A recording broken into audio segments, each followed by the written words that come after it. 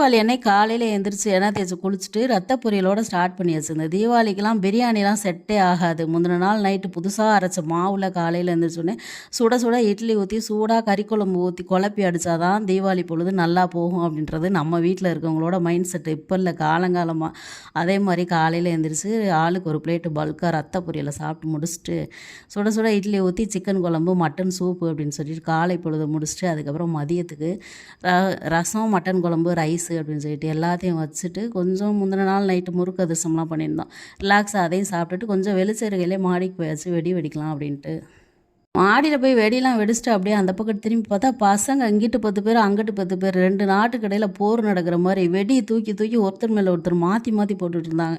சின்ன வெடியை போட்டால் பரவாயில்ல, பெரிய பெரிய வெடிலாம் ஒருத்தர் மேலே ஒருத்தர் தூக்கி போட்டுருந்தாங்க. பார்க்குற எங்களுக்கே பயங்கரமாக இருந்துச்சு, பயமாக.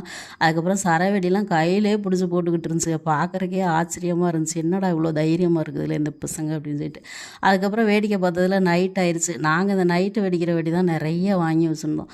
குடும்பத்தோடு எல்லோரும் வந்துட்டு வெடி வெடிச்சிட்டு நான் இந்த கம்பி மத்தாப்போடு முடிச்சுக்கிட்டேன்.